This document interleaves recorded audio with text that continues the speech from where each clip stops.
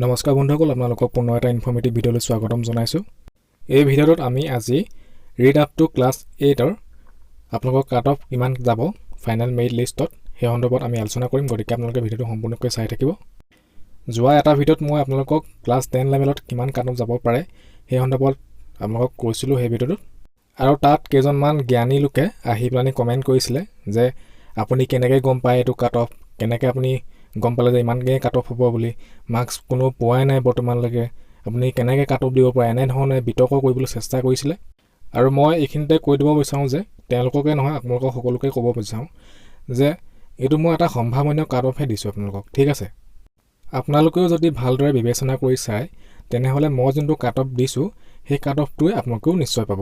আৰু যিহেতু আপোনালোকক ভাই দিয়া বহুত কেইজনৰ লগত মোৰ চিনাকি আছে, আৰু আপোনালোকে যোনকেইটা চেনেল চাই থাকে গ্ৰেড 4ৰ সন্দৰ্ভত ডাঙৰ চেনেল কেইটামান, সেইকেইজনত যোনকেইজনে চেনেলটো আপোনালোকৰ ইউজ কৰি আছে তেওঁলোক মোৰ বন্ধুৱে হয়। আপোনালোকক মই নাম নকৈ নিদিওঁ এতিয়া, ঠিক আছে। আৰু ময়ো আপোনালোকক প্ৰথমৰ পৰাই আৰম্ভণিৰ পৰাই আপোনালোকৰ যেতিয়াবা গ্ৰেড 4ৰ কামবিলাক হৈছিলে ভাইভা হোৱাৰ আগৰ পৰাই আপোনালোকৰ লগত মই লাগি আছোঁ যে আপোনালোকে কেনেধৰণে প্ৰিপেৰেশ্যন কৰিব। সদায় আপোনালোকলৈ প্ৰশ্ন লৈ আনো, কমেণ্ট ছেকশ্যনত জনোৱা প্ৰশ্নবোৰ লৈ আনো আপোনালোকলৈ। গতিকে ইমানখিনি আপোনালোকৰ লগত লাগি থকাৰ ফলত মই এটা আইডিয়া কৰিব পাৰিছোঁ যে ইমানখিনি যে কাট অফ যাব পাৰে বুলি, সম্ভাৱনীয় কাট অফ কৈছোঁ, ঠিক আছে। আপোনালোকক মই 100% ডাঠি কোৱা নাই যে ইমানটোৱে হ'ব বুলি, কিন্তু ইয়াৰ ওচৰে পাজৰে হ'লেও থাকিব পাৰে বা নহ'লে মই কোৱা কাট অফটো হৈ যাব পাৰে, ঠিক আছে।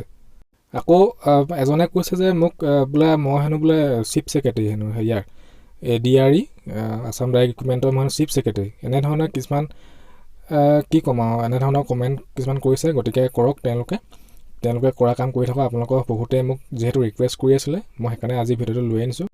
আৰু তেনেকুৱা কমেণ্ট কৰিলে মই নিশ্চয় এতিয়া ডিলিট কৰি দিম, নহ'লে মই তাৰ কোনো ৰিপ্লাই দিয়া কোনো মোৰ হেৰি নাই, এইবিলাকৰ লগত লাগি থকা কোনো মোৰ হেৰি নাই। মই নিজেও এটা কৰ্মক্ষেত্ৰত মই ব্যস্ত হয়, এটা ভাল কৰ্মক্ষেত্ৰত মই ব্যস্ত এজন মানুহ হয়। গতিকে মই আপোনালোকক আইডেণ্টিটি দিয়া নাই। যদি চেনেলটো আগবাঢ়ি যায় তেনেহ'লে মই নিজৰ আইডেণ্টিটি দিম আপোনালোকক, তেতিয়া আপোনালোকে জানিব যে মই কোন হয়। গতিকে আহক আপোনালোকে এতিয়া আমি কিমান কাট অফ যাব পাৰে সেইখিনি চাই লওঁ। আকৌ মই পুনৰ পৰা কৈছোঁ যে এইটো একদম 100% মই কোৱা নাই যে ইমান দূৰ কাট অফ হ'ব বুলি, মই এটা সম্ভাৱনীয় কাট অফহে দিছোঁ আপোনালোকক, ঠিক আছে। গতিকে আপোনালোকে চাই যাওক যে কাট অফখিনি কিমান হ'ব পাৰে। জেনেৰেলৰ ক্ষেত্ৰত এক্সামৰ কাট অফ আছিলে 74, আৰু ফাইনেল কাট অফ কিমান যাব পাৰে +10 ধৰিছোঁ। আৰু এই 10ৰ ভিতৰত আপোনালোকক মই ভাইভাত ধৰিছোঁ যে আপোনালোকে 4 নম্বৰ পাইছে সকলোৱে, ঠিক আছে। এভাৰেজ 4 নম্বৰ ধৰিছোঁ, যিহেতু আপোনালোকৰ ভাইভা সকলোৱে ঠিকেই হৈছে বুলি মোক জনাইছে, ঠিক আছে। চ' 84 পালে হয়তো আপোনালোকৰ মেৰিট লিষ্টত ফাইনেল মেৰিট লিষ্টত নাম আহিব পাৰে, ঠিক আছে।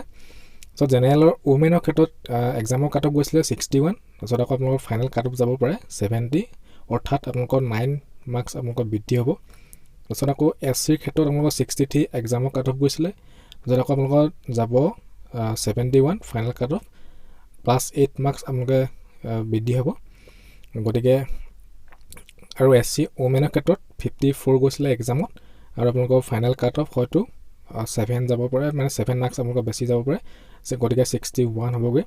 ST প্লেনৰ ক্ষেত্ৰত 60 আছিলে এক্সাম কাট অফ, তাৰপিছত আপোনালোকৰ 68 হ'বগৈ, +8 হ'ব। ST প্লেনৰ ক্ষেত্ৰত ওমেনৰ ক্ষেত্ৰত 52 আছিলে এক্সাম কাট অফ, তাৰপিছত আকৌ আপোনালোকৰ 7 নম্বৰ বেছি হ'ব। 7 নম্বৰ বেছি হ'লে আপোনালোকৰ 59 আপোনালোকে পাব লাগিব, ঠিক আছে। ST হিলছৰ ক্ষেত্ৰত 27 আৰু আপোনালোকে 32 +5 মাৰ্কছ পালে আপোনালোকে পাই যাব, ঠিক আছে। আৰু মই আপোনালোকে পাব বুলিয়ে কৈ দিছোঁ, কিন্তু একচুৱেলি পাব নহয়, যে পাবও পাৰে, ঠিক আছে। নহ'লে আকৌ আমাৰ কমেণ্টত আছে নহয় জ্ঞান দিবলৈ অহা মানুহ কিছুমান, গতিকে নহ'লে আকৌ বিতৰ্ক কৰি দিব, ঠিক আছে। মই কৈছোঁ যে আপোনালোকে ইমানটো পালে পাবও পাৰে, ঠিক আছে। তাৰপিছত ST হিলছৰ ক্ষেত্ৰত ওমেনৰ ক্ষেত্ৰত অল আছে, সকলোৱে পাছ কৰিছিলে। তাৰপিছত ময়ো অল বুলিয়ে লিখিছোঁ, কিন্তু ইয়াত মই ধৰিব পৰা নাই যে কিমান কেণ্ডিডেট আছে। আৰু যিহেতু দুগুণ পাছ কৰোৱা হৈছে, যদি দুগুণ আছে তেতিয়াহ'লেতো আধাখিনি নাইকিয়া হ'ব, আধাখিনি নাইকিয়া হ'লেতো অল নহ'ব। গতিকে মই কিমান কেণ্ডিডেট আছে ধৰিব পৰা নাই। যিহেতু যদি পোষ্ট আছে ধৰি লওক 100টা যদি 100জনে আছে ST ওমেনৰ ক্ষেত্ৰত তেতিয়াতো গোটেইখিনিয়ে পাব। আৰু যদি 100জনৰ ভিতৰত যদি 200জন পাছ কৰিছে তেতিয়াহ'লেতো 100জন বাদ পৰিব। গতিকে মই ইয়াত ধৰিব পৰা নাই, হ'লেও মই অল বুলিয়ে লিখি থৈছোঁ, ঠিক আছে। যদি কেণ্ডিডেটৰ নাম্বাৰটো জানিব পাৰিলোহেঁতেন তেতিয়া আপোনালোকক কৈ দিব পাৰিলোহেঁতেন কিমান পাব পাৰে। গতিকে আপোনালোকে এইটো নিজে বিবেচনা কৰি ল'ব। আৰু ঠিক তেনেধৰণে এক্স ছাৰ্ভিচমেনৰ ক্ষেত্ৰতো মই অল বুলিয়ে লিখি থৈছোঁ, গতিকে আপোনালোকে সেইটো নিজৰ মতে ভাবি ল'ব, ঠিক আছে। আৰু OBC MOBCৰ ক্ষেত্ৰত 62 গৈছিলে এক্সাম কাট, আৰু আপোনালোকে +8 মাৰ্কছ যাওক, গতিকে 70 যাব।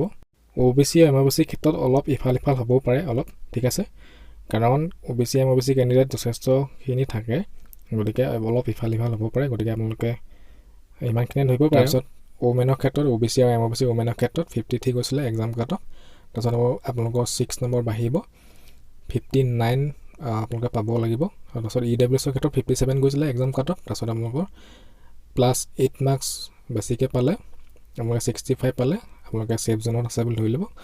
EWSৰ ওমেনৰ ক্ষেত্ৰত 33 গৈছিলে, তাৰপিছত 38 পালে আপোনালোকৰ পোৱাৰ চান্স আছে, +5 মাৰ্কছ। তাৰপিছত ডিফাৰেণ্টলি এবল কেণ্ডিডেটসকলৰ বাবে 39 এক্সাম কাট অফ আছিলে, তাৰপিছত আকৌ 5 মাৰ্ক আপোনালোকৰ বাইক বৃদ্ধি হ'ব পাৰে, গতিকে 44 পালে আপোনালোকে পোৱাৰ চান্স আছে, ঠিক আছে।